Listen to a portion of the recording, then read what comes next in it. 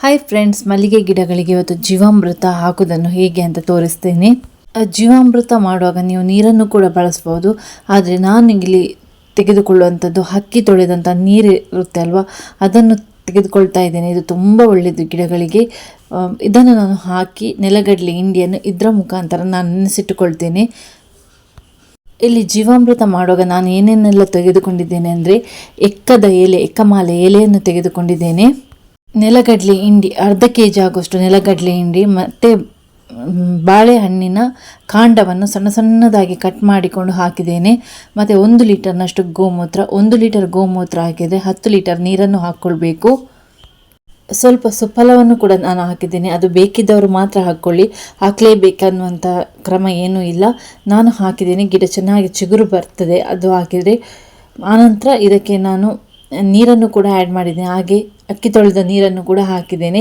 ಮತ್ತು ಸ್ವಲ್ಪ ಸೆಗಣಿಯನ್ನು ಹಾಕಿದ್ದೇನೆ. ಸೆಗಣಿಯನ್ನು ಜಾಸ್ತಿಯಾಗಿ ಹಾಕಿಲ್ಲ. ಜೀವಾಮೃತ ಮಾಡುವಾಗ ಗಟ್ಟಿಯಾಗಿ ಮಾಡಿಕೊಳ್ಬೇಕು. ಇದಕ್ಕೆ ಫಸ್ಟಿಗೆ ನಾವು ತುಂಬ ತೆಳು ಮಾಡಬಾರ್ದು, ಇದು ಸ್ವಲ್ಪ ದಪ್ಪವಾಗಿ ಇರಬೇಕು. ಗಿಡಗಳಿಗೆ ಹಾಕುವಾಗ ಮಾತ್ರ ತುಂಬ ತೆಳು ಮಾಡಿ ಹಾಕ್ಕೊಳ್ಳುವಂಥದ್ದು. ಇವಾಗ ನೋಡಿ, ಈ ಥರ ಮಾಡಿ ಎಲ್ಲ ಇಟ್ಕೊಳ್ಬೇಕು. ಇದು ಮಾರನೇ ದಿವಸ ಅಂದರೆ ಮಾಡಿದ ಸೆಕೆಂಡ್ ಡೇ ಇಷ್ಟು ದಪ್ಪ ಆಗಲಿಕ್ಕೆ ಸ್ಟಾರ್ಟ್ ಆಗ್ತದೆ. ನೆಲಗಡಲೆ ಹಿಂಡಿ ಎಲ್ಲ ನೆನೆದು ಇಷ್ಟು ದಪ್ಪ ಆಗ್ತದೆ. ಇದನ್ನು ನಾವು ಪ್ರತಿದಿನ ಕೋಲಿನ ಸಹಾಯದಿಂದ ತಿರುವಿಕೊಳ್ಬೇಕು. ಆ್ಯಂಟಿ ಕ್ಲಾಕ್ ವೈಸಲ್ಲಿ ತಿರುವಿಕೊಳ್ಬೇಕು. ಅನಂತರ ಇದು ನೋಡಿ, ನಾನು ಗಿಡಗಳಿಗೆ ಹಾಕುವಂಥ ದಿನ 3ನೇ ದಿವಸ ಕಳೆದು 4ನೇ ದಿವಸ ಆಗುವಾಗ ಗಿಡಗಳಿಗೆ ಹಾಕ್ಕೊಳ್ತಾ ಇದ್ದೇನೆ. ಫಸ್ಟಿಗೆ ನಾನು ಮಾಡಿದಂತಹ ನೆಲಗಡಲೆ ಹಿಂಡಿಯ ನೀರನ್ನು ತಗೊಳ್ತಾ ಇದ್ದೇನೆ. ಇಲ್ಲಿ ನೋಡಿ, ನಾನು ಒಂದು ಅಕ್ಕಿ ಚೀಲದಲ್ಲಿ ತರಗೆಲೆಯನ್ನೆಲ್ಲ ಹಾಕಿದ್ದೇನೆ.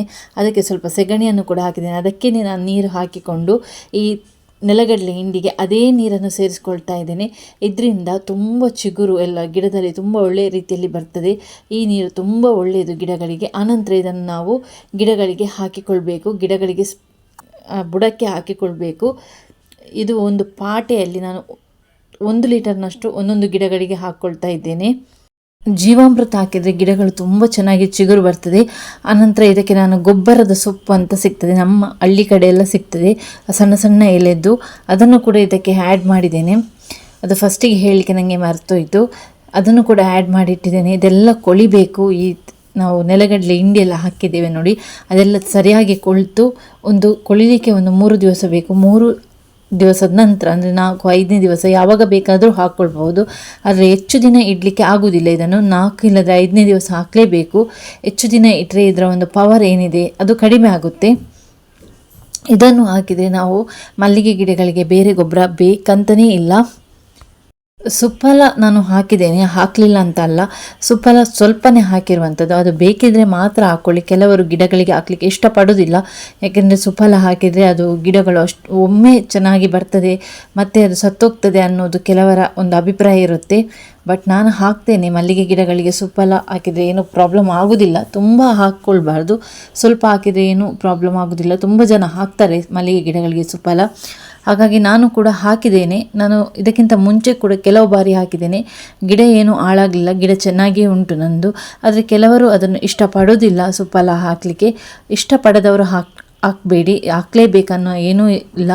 ಆದರೆ ಗೊಬ್ಬರದ ಸೊಪ್ಪು ಅಂತ ಸಿಗ್ತದೆ, ಅದು ಸಿಕ್ಕಿದರೆ ತುಂಬ ಒಳ್ಳೆಯದು. ಸುಫಲ ಬೇಕಂತಲೇ ಇಲ್ಲ, ಅದು ಸಿಕ್ಕಿದರೆ ಅದನ್ನೇ ಹಾಕಿ. ಇದನ್ನು ಒಂದು ಸಲ ಕೊಟ್ಟರೆ ಸಾಕಾಗೋದಿಲ್ಲ. ತಿಂಗಳಲ್ಲಿ 15 ದಿವಸಕ್ಕೊಮ್ಮೆ ಆದರೂ ಈ ನೆಲಗಡಲೆ ಹಿಂಡಿ ನೀರನ್ನು ಕೊಡ್ತಾ ಬಂದರೆ ಮಲ್ಲಿಗೆ ಗಿಡಗಳಿಗೆ ಬೇರೆ ಗೊಬ್ಬರ ಬೇಕು ಅಂತ ಅವಶ್ಯಕತೆಯೇ ಇಲ್ಲ.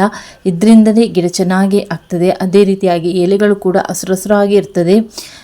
ಇದನ್ನು ಹಾಕಿ ಒಂದು 7 ದಿವಸದ ನಂತರ ಗಿಡದಲ್ಲಿ ತುಂಬ ಚೆನ್ನಾಗಿ ಚಿಗುರು ಬರ್ತದೆ. ಅದೇ ರೀತಿಯಾಗಿ ಗಿಡದಲ್ಲಿ ಹುಳಗಳ ಕಾಟನೂ ಜಾಸ್ತಿ ಆಗ್ತದೆ. ಇದನ್ನು ಹಾಕಿ 3 ದಿವಸದ ನಂತರ ಗಿಡಗಳಿಗೆ ಸ್ಪ್ರೇಯನ್ನು ಕೊಡಲೇಬೇಕು, ಇಲ್ಲದ್ರೆ ವೈಟ್ ಫ್ಲೈಸ್ ಆಗ್ತದೆ. ವೈಟ್ ಫ್ಲೈಸ್ ಆದರೆ ಮೊಗ್ಗುಗಳನ್ನೆಲ್ಲ ಹುಳವೇ ತಿಂದು ಬಿಡ್ತದೆ, ನಾವು ಹಾಕಿದಂಥ ಶ್ರಮನೂ ವೇಸ್ಟ್ ಆಗ್ತದೆ. ಹಾಗಾಗಿ ಯಾರೆಲ್ಲ ನೆಲಗಡಲೆ ಹಿಂಡಿಯನ್ನು ಹಾಕ್ತೀರಿ ನೋಡಿ, 3 ದಿವಸ ಆದ ನಂತರ ಗಿಡಗಳಿಗೆ ಯಾವುದಾದ್ರೂ ಹುಳದ ಸ್ಪ್ರೇ ಕೊಡಿ. ನಾನು ಕೊಡುವಂಥದ್ದು ಮಲ್ಟಿಪ್ಲೆಕ್ಸ್ ಮತ್ತು ನಿಂಬು ಆ್ಯಸಿಡಿನ್ ಅನ್ನುವಂಥ ಒಂದು ಸ್ಪ್ರೇಯನ್ನು ಕೊಡ್ತೇನೆ. ಅದನ್ನೆರಡನ್ನು ಒಟ್ಟಿಗೆ ಮಿಕ್ಸ್ ಮಾಡಿ ಗಿಡಗಳಿಗೆ 3 ದಿವಸದ ನಂತರ, ನೆಲಗಡಲೆ ಹಿಂಡಿ ಕೊಟ್ಟ ನಂತರ 3 ದಿವಸ ಆಗಬೇಕು. ಆನಂತರ ನಾನು ಗಿಡಗಳಿಗೆ ಸಂಜೆ ಹೊತ್ತಲ್ಲಿ ಸ್ಪ್ರೇ ಮಾಡುವಂಥದ್ದು. ಇದರಿಂದ ಗಿಡಗಳಿಗೆ ಯಾವುದೇ ರೀತಿಯಾಗಿ ವೈಟ್ ಫ್ಲೈಸ್ನ ಕಾಟ ಬರೋದಿಲ್ಲ, ಅದೇ ರೀತಿಯಾಗಿ ಯಾವುದೇ ರೀತಿಯ ಹುಳದ ಬಾಧೆ ಬರೋದಿಲ್ಲ. ಮೊಗ್ಗುಗಳು ಕೂಡ ತುಂಬ ಚೆನ್ನಾಗಿ ಬರ್ತದೆ, ತುಂಬ ದಪ್ಪವಾಗಿ ಮೊಗ್ಗುಗಳು ಕೂಡ ಉದ್ದವಾಗಿ ಬರ್ತದೆ. ಮೊಗ್ಗಿನಲ್ಲಿ ಕೂಡ ಯಾವುದೇ ವ್ಯತ್ಯಾಸ ಬರೋದಿಲ್ಲ. ಇದು ಒಂದು ಮಲ್ಲಿಗೆ ಗಿಡಗಳಿಗೆ ಅತ್ಯುತ್ತಮವಾದಂಥ ಗೊಬ್ಬರ ಅಂತಲೇ ಹೇಳ್ಬೋದು. ಮತ್ತು ತರಗೆಲೆಯನ್ನು ಕೊಳಿಸಿ ಅದರ ನೀರನ್ನು ಹಾಕೋದ್ರಿಂದಲೂ ಕೂಡ ಗಿಡ ತುಂಬ ಚೆನ್ನಾಗಿ ಗ್ರೋ ಆಗಲಿಕ್ಕೆ ಸಹಾಯ ಆಗ್ತದೆ. ವೀಕ್ಷಕರೇ, ನಾನು ನೆಕ್ಸ್ಟ್ ವಿಡಿಯೋದಲ್ಲಿ ಜೀವಾಮೃತ ಹಾಕಿದ ನಂತರ ಗಿಡ ಯಾವ ರೀತಿ ಬಂದಿದೆ ಅನ್ನೋದನ್ನು ಕೂಡ ನಿಮ್ಮ ಮುಂದೆ ವಿಡಿಯೋ ಮಾಡಿ ತೋರಿಸ್ತೇನೆ.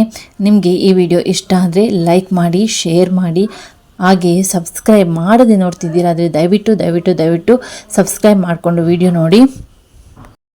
ಇನ್ನಷ್ಟು ಮಲ್ಲಿಗೆಯ ಹೊಸ ಅಪ್ಡೇಟ್ಗಳಿಗಾಗಿ ತಪ್ಪದೆ ಚಾನಲನ್ನು ಸಬ್ಸ್ಕ್ರೈಬ್ ಮಾಡಿಕೊಳ್ಳಿ. ಮತ್ತೊಂದು ಹೊಸದಾದ ವಿಡಿಯೋದೊಂದಿಗೆ ನಾನು ನಿಮ್ಮನ್ನು ಭೇಟಿ ಆಗ್ತೀನಿ. Thanks for watching.